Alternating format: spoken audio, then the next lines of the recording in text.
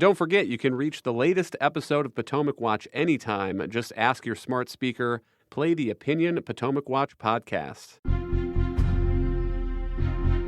From the opinion pages of the Wall Street Journal, this is Potomac Watch.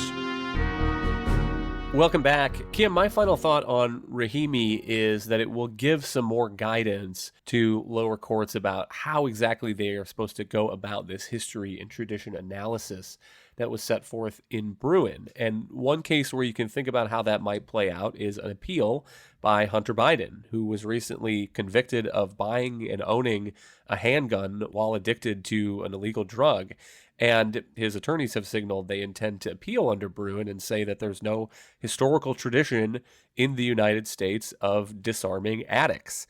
And if I were his defense attorneys, I would look at this as bad news because the Supreme Court is now saying that historical analogs don't have to be exact. And so even though the founders did not conceive of anything called addiction to crack cocaine, I suspect that an appeals court would look at this ruling and say that the analogy can be close enough like it was in Rahimi, perhaps in any appeal by Hunter Biden. Possibly. I think it would then go to the questions that were posed with this case as well, too.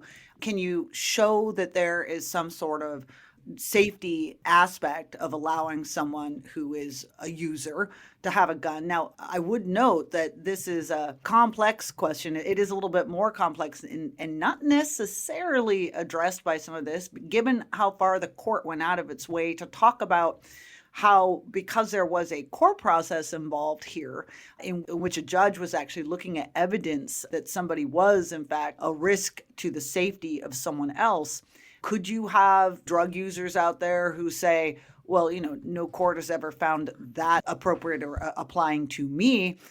Therefore, can you have this particular prohibition? I mean, I think what it does overall is give a very good sense of just how many areas out there remain to flesh out on some of these topics that have to do with the Second Amendment. And the court, I think, would do itself a favor by taking some more of these on in the coming terms, because in the absence of that guidance at the top, we've had a lot of district court judges and appeals court judges just making things up as they go. I mean, this is how the process is meant to work. You're meant to kind of have cases go through the system and have circuits disagree and then have the court finally make a call. But I think we've got many more years of other topics like this related to the Second Amendment to go. Let's save a few minutes for another case, Moore v. U.S., that was decided on Thursday. This was a challenge to a 2017 tax called the Mandatory Repatriation Tax. It involved Charles and Kathleen Moore. They invested in a foreign venture, and although they did not get any direct income out of that, they then received a tax bill from the IRS for about $15,000. Alicia, what was the basics of this case, and what did the justices say? So this case, you teed it up pretty well. This was known as the mandatory repatriation tax as part of the 2017 reform. It was intended to help pay for the corporate tax reduction. And what it did was it taxed all these accumulated earnings overseas of foreign-controlled subsidiaries of American companies. And the Moores were ensnared in this. So they never actually received any income from this company overseas. And it was actually distributed farm equipment in India, but they never nonetheless were forced to pay taxes on these accumulated earnings that had actually been reinvested in the company. And where the Supreme Court came down is they upheld, I guess you could call it narrowly, or that's how Justice Kavanaugh puts it in his opinion, upheld this tax based on court precedent and other taxes that are similarly structured on pass-throughs, and says that the shareholders of these pass-through entities are responsible, or Congress can hold them responsible for paying taxes of the entity. And this it was a 7-2 decision with Justice Amy Coney Barrett and Alito writing concurrence that actually read more like a dissent. And they chided the majority, the 5 justices, for actually not ruling on the fundamental question that they agreed to take. And that was whether the 16th Amendment, which allowed Congress to impose an income tax, actually also allowed Congress to tax unrealized gains.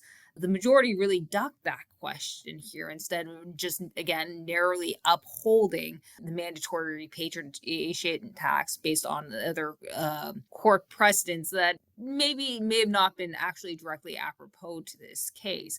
But the question of whether Congress can continue or can impose a tax on unrealized capital gains, as many Democrats in Congress have proposed to do, that's still left out there. And I think in many ways, and at least certainly the dissent felt this way, and the dissent meaning Justice Neil Gorsuch and Justice Clarence Thomas, believed that the court had actually just opened the door to this kind of wealth tax. And I think that that's a danger going forward, especially as Democrats are openly campaigning on taxing the rich and imposing this kind of wealth tax. Kim, what's your read on this? The majority opinion, I agree, reads pretty narrowly, and it says that this mandatory repatriation tax, according to the majority's view, does tax realized income because the income is realized by the corporation, even though that money is then not passed through to the people who ended up paying the tax, the Moors.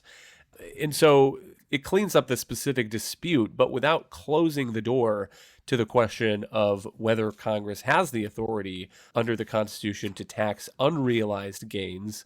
Think of the appreciated value in a home or a stock portfolio. I find myself skeptical that there are 5 justices who would bless that kind of thing if Elizabeth Warren and a future Democratic president and Democratic Congress wanted to try, though nothing in this case is clear enough that it would prevent them from trying or stop that case from getting up to the Supreme Court, where the justices would have to take it up again.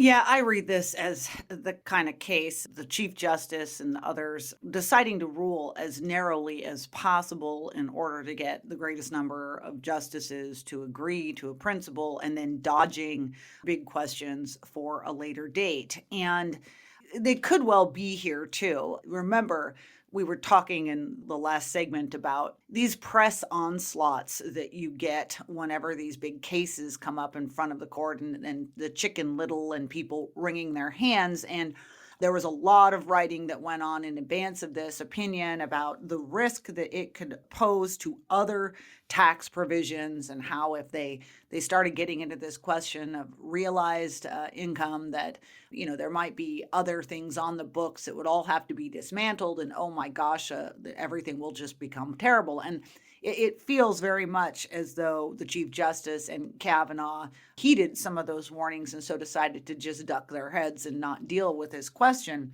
But, this shouldn't have been that difficult. The logic of Justice Barrett's concurrence, and she was joined by Sam Alito, was really quite compelling, and just arguing that, Congress cannot tax the appreciation of property. She has a line saying 16th Amendment's reference to income derived from any source encompasses a requirement that income to be taxed without apportionment must be realized. This was not a hard call, and what I worry about here is that it just, as Alicia said, it opens the door to congressional mischief. And this idea is going to come back in front of the court again, and they're going to have to do cleanup. But how much kind of policy damage and uncertainty is going to be injected into the system in the meantime? Thank you, Kim and Alicia. Thank you all for listening. You can email us at pwpodcast@wsj.com. If you like the show, please hit that subscribe button, and we'll be back next week with another edition of Potomac Watch.